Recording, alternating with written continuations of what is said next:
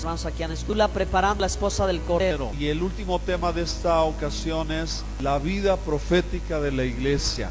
Queremos, hermanos, bendecir a la iglesia. Están leyendo Apocalipsis 19:7.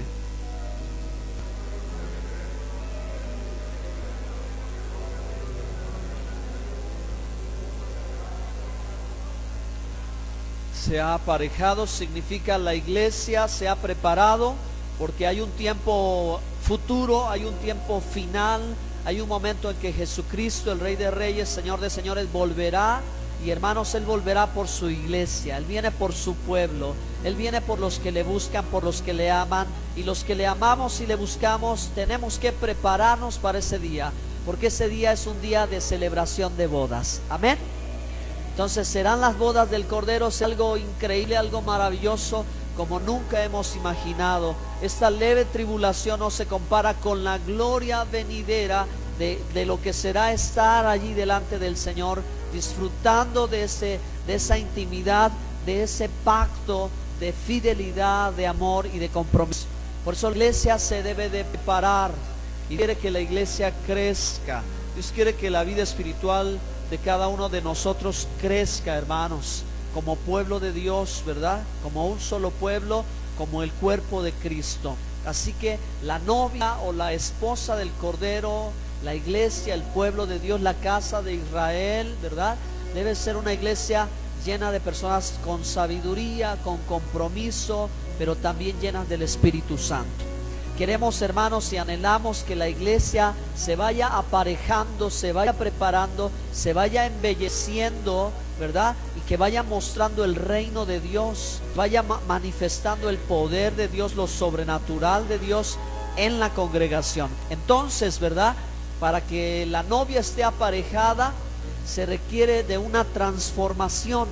Eso es lo que hemos venido compartiendo, que nuestras vidas sean transformadas, que nuestras familias sean transformadas y que nuestras generaciones también lleguen a ser transformadas, ¿verdad? Más a semejanza del Señor. Entonces, hermanos, esta temporada, en este 17 aniversario, es una gran oportunidad para renovar nuestro compromiso con el Señor. Como cada año, ¿verdad? Los esposos recuerdan, algunos esposos recuerdan con mucha felicidad su aniversario de bodas, ¿verdad? Y vuelven a renovar sus votos. Así nosotros, así la iglesia necesita volver a renovar sus votos con el Señor, para no dejarnos, ¿verdad?, para no ser indiferentes, para no ser tibios o simplemente, ¿verdad?, vivir en la rutina. ¿Me siguen aquí? Ok, entonces por eso es que tan importante es para nosotros hablar de lo que será y no solo de lo que ya fue. ¿Ok? Entonces, hermanos, yo quiero aprovechar para decirles que en unos pocos días mi esposa y yo vamos a cumplir 14 años de casados. Y apenas, ¿verdad? Apenas estamos chamacones todavía.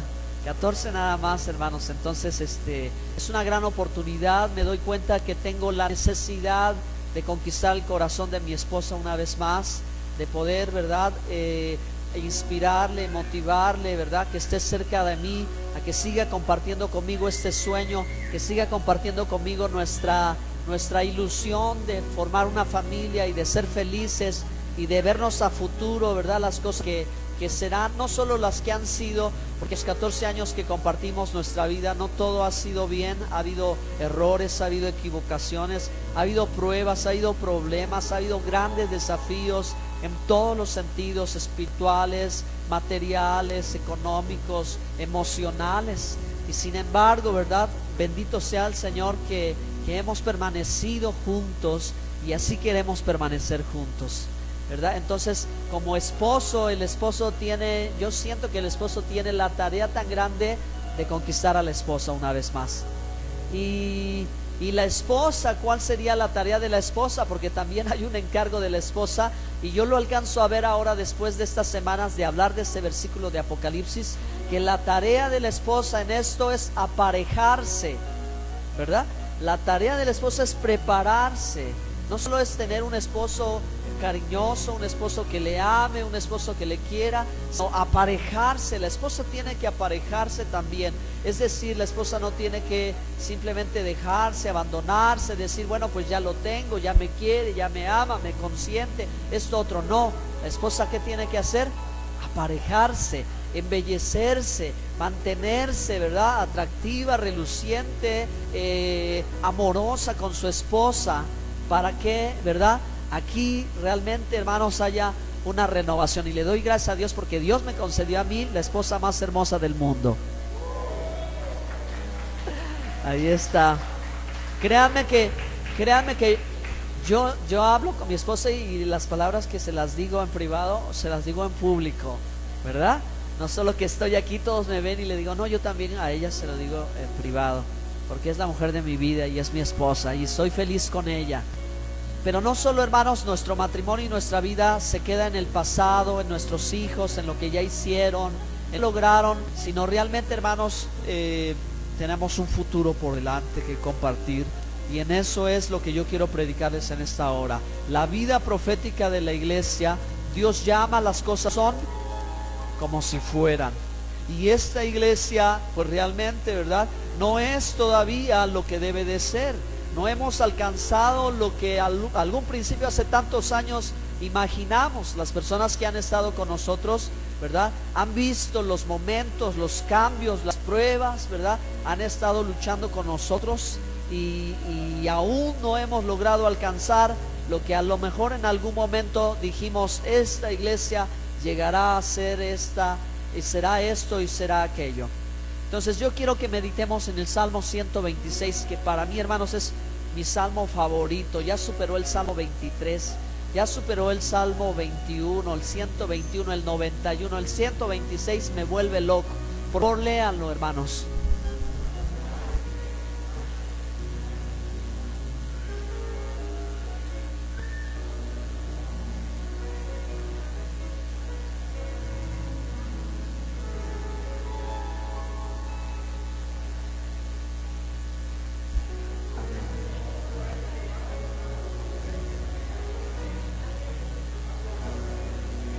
Jehová como los arroyos del Negev, con regocijo irá, mas volverá. Amén. Maravilloso el salmo, me encanta mucho, hermanos, porque primero el Salmo 126 es un salmo que nos invita a soñar. Si vamos a hablar de la vida profética de la iglesia, es que vamos a entender que hay un futuro delante de nosotros preparado por el Señor, que la gloria no termina aquí, que hoy ha compartido nuestra hermana Lolita, nuestra hermana Sara, algunos hemos platicado en otras ocasiones de lo que fue, pero la vida de la iglesia no es solo dependiendo de lo que fue, sino depende también de lo que será. Qué interesante es ver que el pueblo de Israel al principio cantaba salmos y decía, porque Dios hizo abrir el mar rojo, porque Él abrió el Jordán, porque Él descendió fuego del cielo, porque envió maná. Pero el adorador, el salmista David, de pronto trasciende en su forma de pensar y dice, bueno, yo no solo le voy a cantar a Dios de lo que Dios ya hizo, yo le voy a cantar de lo que Dios hará. Y entonces él empieza a hablar un lenguaje distinto, él empieza a hablar un lenguaje profético, él empieza a grabar y a ladrar en su mente y su corazón que el Dios de ayer es el mismo de hoy y es el mismo de mañana, que ese Dios que hizo maravillas, que hizo prodigios y que hizo milagros jamás cambia, es el mismo de ayer, hoy y por siempre, y que ese Dios es de que él cantará de las proezas que están delante de su vida. ¿Cuántos alaban a ese Dios? Denle un aplauso de alabanza a ese Dios. Oh, aleluya. Hermanos, la vida profética de la iglesia tiene que ver con lo que será. Dios llama las cosas que no son como si fueran, y nosotros tenemos que apropiarnos de ese lenguaje de Dios. No solo debemos de cantar de las victorias pasadas, sino ahora podemos cantar y hablar de las victorias futuras. Y eso, hermano, va a mostrar que en verdad nosotros nos hemos metido en la intimidad con el Señor y nos hemos puesto a dormir en una almohada de Dios, donde Dios trae a nuestra vida sueños y visiones, donde Dios nos empieza a mostrar y a enamorar y nos empieza a decir las cosas tan maravillosas que Él hará. El salmista lo decía así: cuando el Señor hiciere volver la cautividad, seremos como los que sueñan. A veces, hermanos, muchos no pueden soñar porque viven demasiado enfrascados en el pasado, porque vivimos constantemente recuerdos del pasado, buenos o malos. Pero la vida profética, la iglesia no solo debe de mantenerse de las victorias pasadas. La vida profética de la iglesia consiste en empezar a soñar aquellas victorias que vendrán de parte de Dios. Cuando el Señor hiciere volver la cautividad, cuando nos sacare de la esclavitud, cuando rompiera nuestras cadenas, cuando fuésemos completamente libres. Y ese es el punto de mucha gente que no sueña, porque sigue en la cautividad y tiene que ser libre, porque, hermano, detrás no hay nada que conquistar. Todas tus victorias, tus conquistas y las cosas por las cuales tú te vas a gozar están delante de ti, están en tu futuro, porque en Cristo Jesús hay un futuro maravilloso. ¿Cuántos dicen amén? Aleluya. Entonces, cuando el Señor hiciere volver la cautividad, seremos como los que sueñan. Así que la vida profética de Dios tiene que ver con que la esposa del Cordero y la novia del Cordero salga de su tálamo, ¿verdad? Es decir, de su lugar de reposo, descanso, y haya soñado o sueñe lo que habrá de venir. Hermanos, y eso es la esperanza que nosotros debemos de mantener firme. Ese es el anhelo que nosotros debemos de mantener firme. Esa es una gran razón por la cual, hermano, usted y yo no debemos de desmayar en lo que estamos haciendo para Dios, porque tenemos un sueño, tenemos una visión, tenemos un objetivo que alcanzar, y ese objetivo no será sencillo, no será fácil, pero algún día, por la gracia de Dios, hermanos, por la fortaleza del Señor y por la constante firmeza de cada uno de nosotros, los sueños que Dios nos ha entregado serán realidad. Oh, será maravilloso, hermano. Miren, esta iglesia comenzó igual con un sueño. Esta iglesia fue quizás el primer pensamiento, ¿verdad?, que tuvo don Luis Figueiras y mi suegra. Y a lo mejor él no pensó el tan grande alcance, pero seguro que una ilusión tuvo, seguro que un sueño tuvo, seguro que una visión tuvo cuando él tomó la decisión de comenzar y dijo: voy a empezar, después de 55 años quizás de caminar en el evangelio del Señor y haber hecho tantas y tantas cosas, tomar esa decisión y empezar a soñar. Cuando yo me acerqué con él, también empecé a soñar con él, que de tal manera pronto hicimos cambios y empezamos a construir, a ampliar, a hacer cosas, porque teníamos un sueño, una ilusión. Pero más que ser mi sueño y mi ilusión, hermanos, yo creo que yo tenía el deseo de cumplir el sueño de mi suegro, que en ese entonces era mi suegro, pero ya casi era mi suegro. Me falta poquito para que fuera mi suegro, ¿verdad? Pero era su sueño y su ilusión, y yo me sumé a su sueño y su ilusión, su deseo de ver. Y si él viviera, bueno, él no en los cielos, allá en la gran nube de testigos que tenemos, y ve, ¿verdad? Y a lo mejor él dice: eso es lo que yo había deseado, o a lo mejor todavía no lo alcanzamos. Pero la iglesia comenzó con una visión de él a futuro. Ahora, hermano, ¿verdad?, ya es la historia, ahora es el pasado. Nosotros vamos a empezar, ¿verdad?, un año nuevo, una nueva etapa en la iglesia, un año más. Pero no será un año, hermanos, enfocado solo en el pasado. ¿Qué tal si usted y yo hoy nos atrevemos a soñar que Dios nos puso en la mejor iglesia de todo el Valle de Orizaba? Y que de usted y de mí Él va a hacer grandes hombres de Dios y grandes mujeres de Dios, que podrán testificar del poder de Dios, que podrán decirle, verdad, lo que Dios ha hecho. Porque cuando nosotros estábamos en lamento, en tristeza y en luto, el Dios todopoderoso, el Dios de Abraham, el Dios de Isaac, el Dios de Jacob, el Dios que es ayer, hoy y mañana, de pronto nos metió en un sueño y nos hizo soñar, nos sacó de nuestra esclavitud y llenó nuestra boca de alabanza para Él. Gracias, Señor. Aleluya. Seremos como los que sueñan. Nuestra boca se llenará de risa, nuestros labios de alabanza. Dirán las gentes: ¿qué ha sucedido en la iglesia Bethesda? ¿Qué está pasando en la iglesia Bethesda? Dirán alrededor de nosotros, hermano, porque Dios nos liberó de nuestra esclavitud y nos hizo soñar y nos volvió a dar nuestro gozo, nuestra felicidad, nuestra alegría. ¿Cuántos dicen sí, Señor? Amén, aleluya. Entonces, segundo, hermanos, la vida profética de la iglesia tiene que ver con soñar. Y segundo lugar, la vida profética de la iglesia tiene que ver con creer, porque la fe, ¿verdad?, es al que cree todo le es posible. Y dice la Biblia, Hebreos 11:1, la fe es la certeza de lo que se espera, la convicción de lo que no se ve.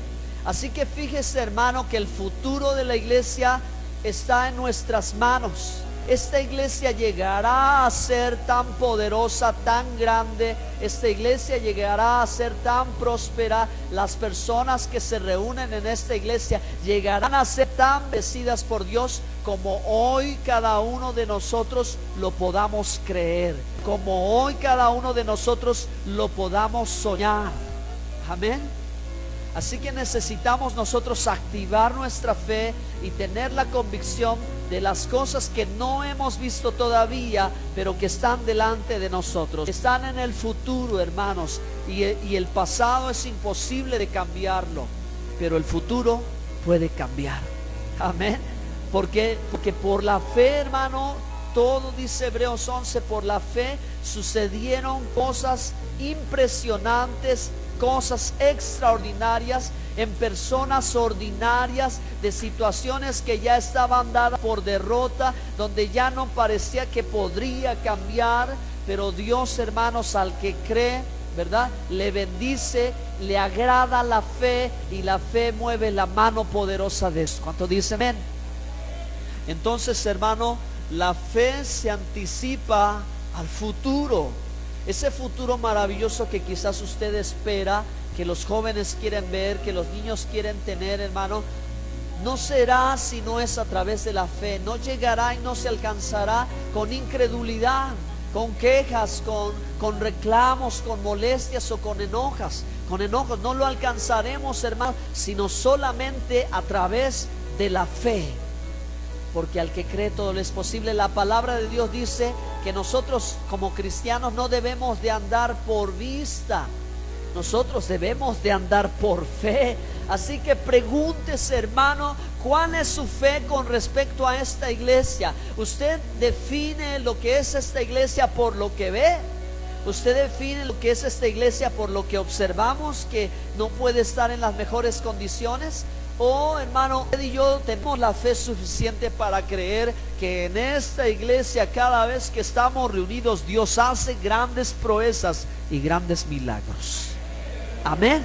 Esa es la clase de fe con la que vamos a edificar los siguientes 17 años de esta iglesia, si Dios nos permite la vida. Amén. ¿Se imagina lo que será por un momento, hermano? Crea al Señor, porque para Él ninguna cosa es imposible, porque son los sueños los que nos impulsan a seguir adelante. Es la fe la que se anticipa, y usted debe de abrir sus labios, y usted debe de hablarle al futuro y llamar las cosas que no son como si fuesen. Y diga a la estéril: madre de muchos hijos. Y diga el pobre: rico soy. Y diga el débil, y diga el triste: al Señor sea toda la gloria. Ese es el lenguaje de fe de la iglesia, y eso es lo que hará, hermanos, que el futuro de su vida, su futuro como cristiano, su futuro como un siervo de Dios, como un pastor, como un predicador, como un salmista, sea glorioso. Que usted sea capaz de hablar como Abraham le hablaba a su mujer y no tenía hijos, y le decía madre de multitudes. Y cuando Sara le hablaba a Abraham, también no tenía hijo, y le decía padre de naciones. Amén.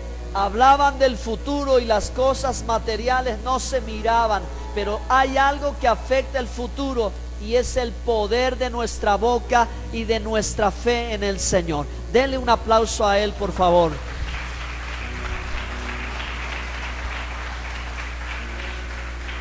Usted y yo, ¿qué diremos de esta iglesia? Usted y yo, ¿cómo hablaremos de esta iglesia? ¿Qué mencionaremos de esta iglesia?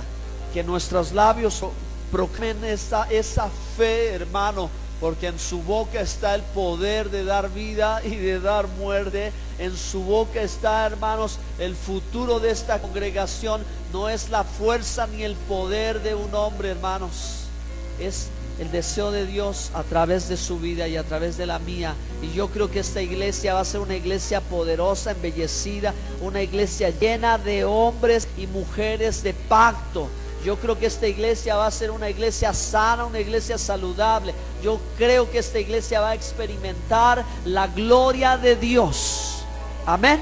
Y no es solo hablar por hablar, hermano, sino es hablar creyendo del corazón, porque con la boca se confiesa para salvación, pero con el corazón se cree para vida eterna.